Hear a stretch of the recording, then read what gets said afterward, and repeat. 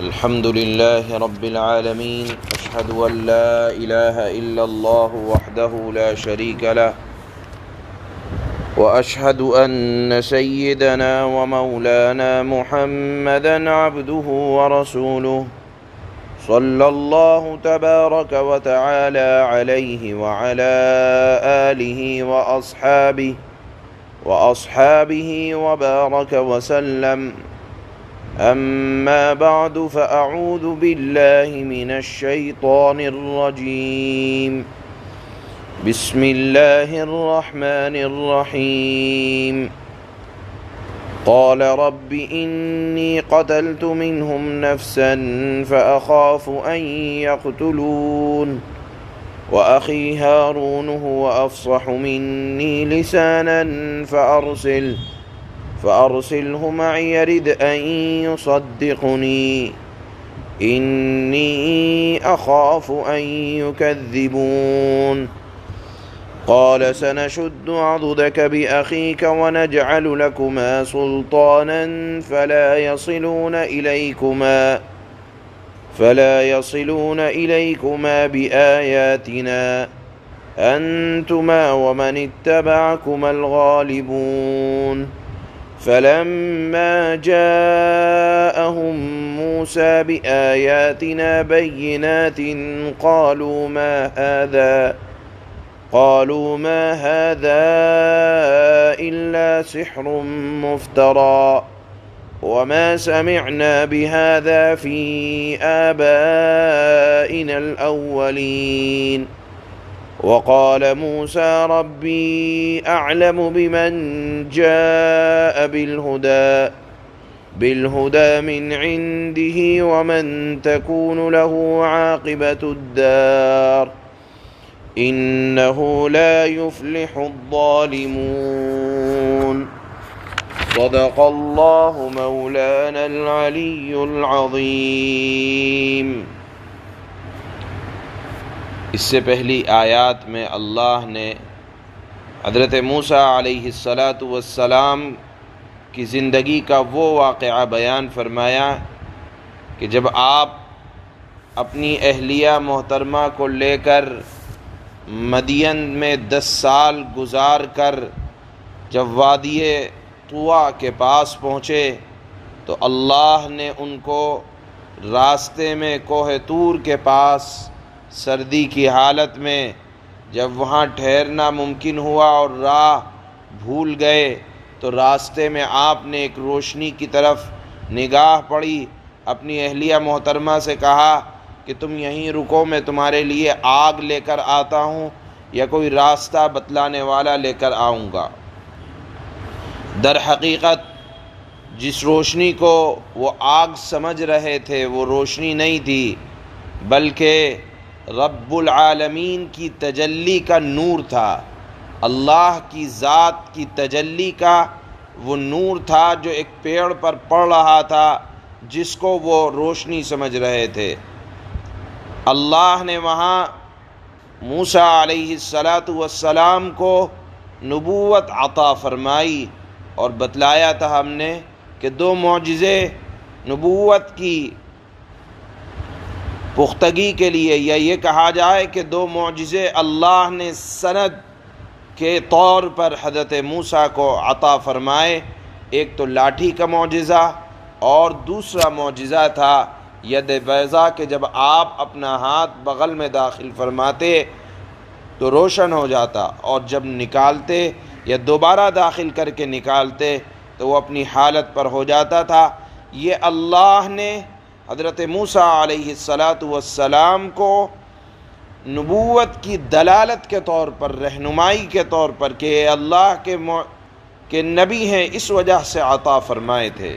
یہ بات گزشتہ آیات میں بیان ہو چکی ہے۔ آج کی آیات میں بتلایا جاتا ہے کہ جب اللہ نے حضرت موسیٰ علیہ السلام سے یہ کہا کہ موسیٰ تمہیں نبوت اس لیے ملی ہے کہ اللہ نے تمہارے ذمے یہ کام دیا ہے کہ آپ جائیں گے، فرعون کو سمجھائیں گے اور یہ معجزے لے کے جائیں گے۔ اس وقت حضرت موسیٰ علیہ السلام نے ایک بات ارشاد فرمائی کہ اللہ ٹھیک ہے، میں آپ کی بات بصر و چشم قبول ہے، میں مانتا ہوں، بات یہ ہے کہ میرے ہاتھ سے فرعون کے رعایا کا ایک آدمی قتل ہوا ہے، اگر میں وہاں جاؤں گا تو وہ لوگ مجھ کو قتل کر دیں گے۔ اللہ نے فرمایا کہ اے موسیٰ، آپ بالکل خوف نہ کریں، رب العالمین کی مدد آپ کے ساتھ رہے گی۔ یہاں ایک بات ذہن میں آ سکتا ہے اور آتا بھی ہے کہ حضرت موسیٰ علیہ السلام نبی ہیں، اور نبی کے دل میں ڈر قتل کیے جانے کا، یہ کیوں؟ یہ تو منصب نبوت کے خلاف ہے کہ کیسے حضرت موسیٰ علیہ السلام نے اپنے ڈر کا اظہار کیا، جبکہ چھوٹے سے چھوٹا مجاہد اللہ کی راہ میں اپنی جان دینے کو کھیل سمجھتا ہے، اور وہ تو نبی ہیں۔ کیسے اللہ سے کہہ رہے ہیں کہ اللہ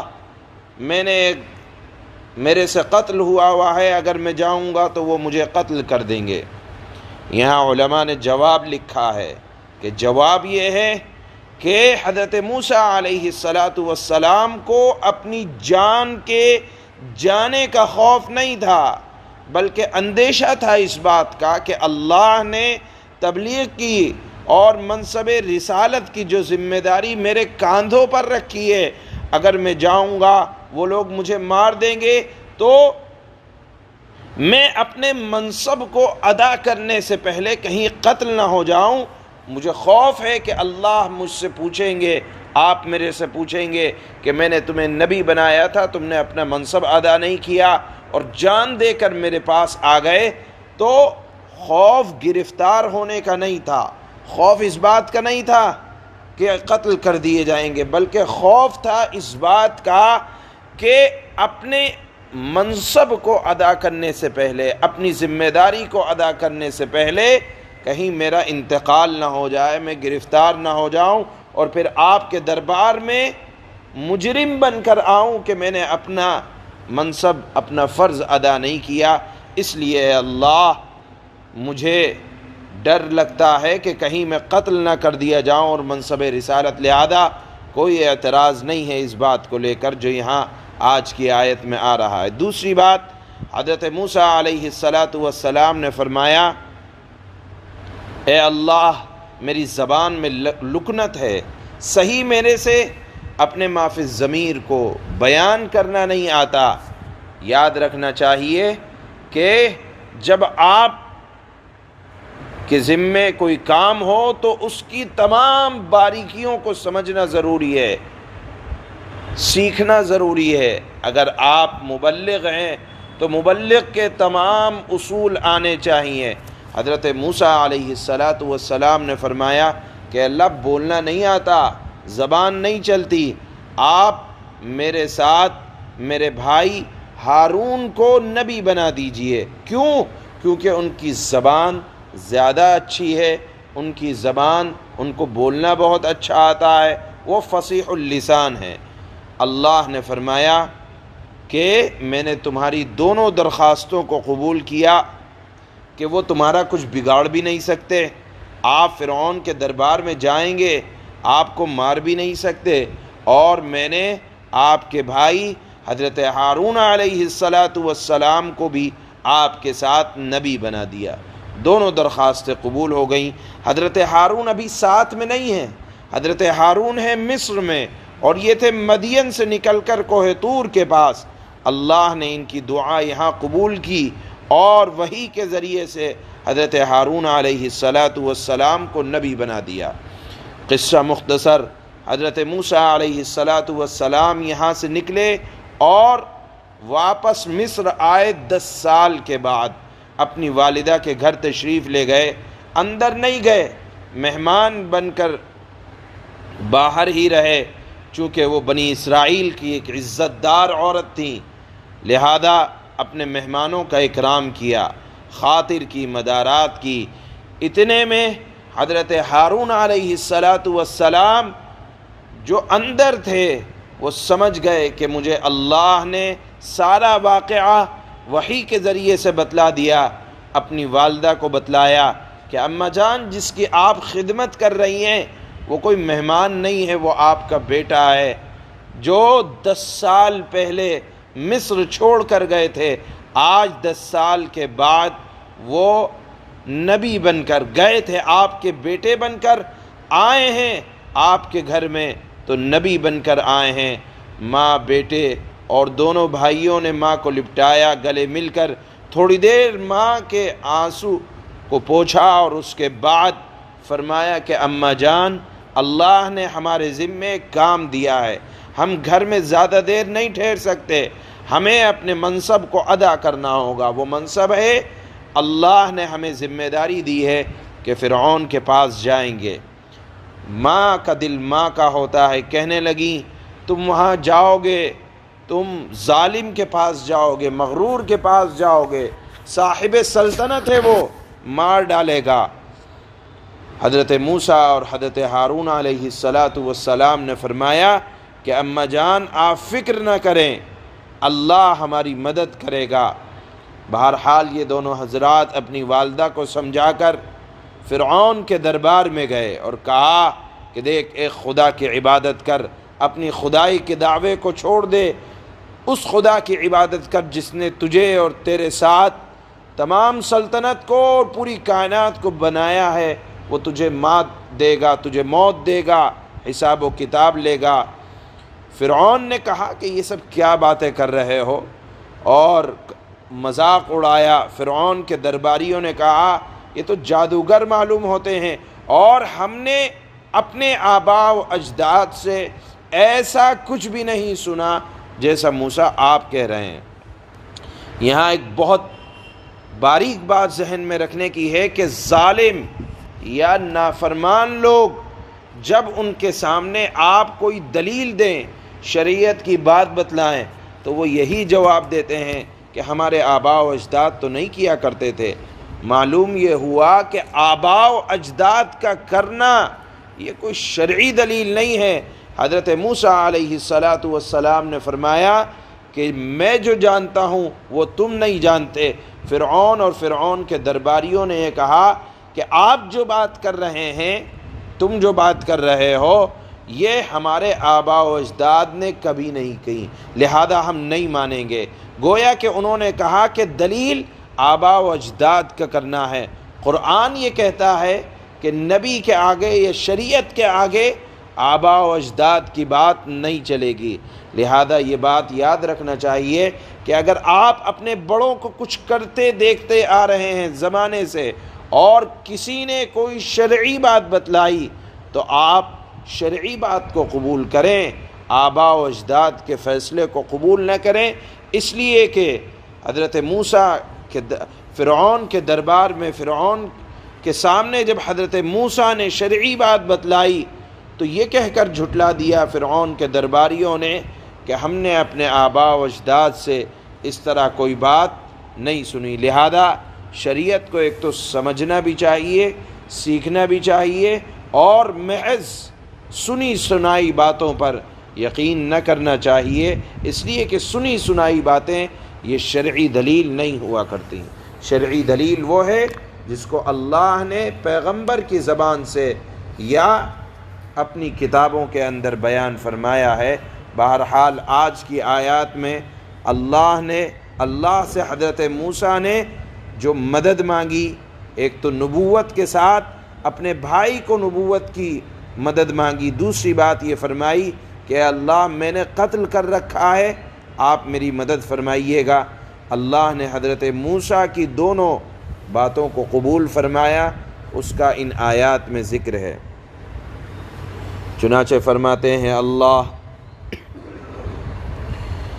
قال رب انی قتلت منہم نفسا فاخاف ان یقتلون۔ موسیٰ نے کہا میرے پروردگار، میں نے ان کا ایک آدمی قتل کر دیا تھا، اس لیے مجھے ڈر ہے کہ وہ مجھے قتل نہ کر دیں۔ اگر قتل کر دیں گے تو میں اپنے فرض منصبی یعنی تبلیغ دین کو ادا نہ کر سکوں گا، لہذا مجھے ڈر لگتا ہے اپنے فرض منصبی کو ادا نہ کرنے کا۔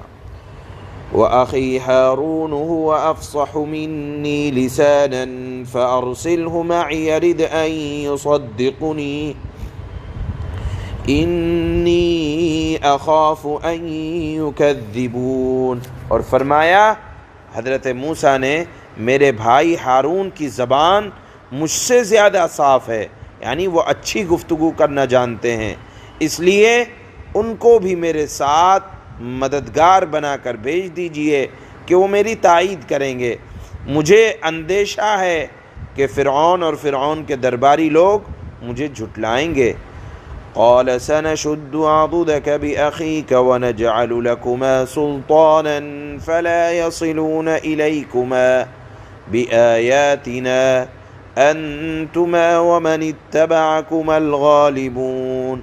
اللہ کی طرف سے ارشاد ہوا، ہم تمہارے بھائی کے ذریعے تمہارے ہاتھ مضبوط کر دیتے ہیں اور تم دونوں کو ایسا دبدبہ عطا کریں گے کہ ان کو ہماری نشانیوں کی برکت سے تم پر کوئی طاقت حاصل نہ ہوگی، تم اور تمہارے پیروکار ہی غالب ہوں گے۔ فَلَمَّا جَاءَهُم مُوسَى بِآيَاتِنَا بَيِّنَاتٍ قالوا ما هذا إلا سحر مفترى وما سمعنا بهذا في آبائنا الأولين۔ چنانچہ جب موسیٰ فرعون کے پاس ہماری کھلی ہوئی نشانیاں لے کر پہنچے تو فرعون اور فرعون کے درباریوں نے کہا یہ کچھ نہیں، بس بناوٹی جادو ہے، اور ہم نے یہ بات اپنے پچھلے باپ داداؤں میں نہیں سنی۔ وقال موسى ربي أعلم بمن جاء بالهدى من عنده ومن تكون له عاقبة الدار إنه لا يفلح الظالمون۔ اور موسیٰ نے کہا میرا پروردگار خوب جانتا ہے کہ کون اللہ کے پاس سے، پروردگار کے پاس سے ہدایت لے کر آیا ہے، اور آخرکار بہتر ٹھکانہ کس کے ہاتھ آئے گا۔ یہ یقینی بات ہے کہ ظالم لوگ کامیاب نہ ہو سکیں گے۔ سبحان اللہ۔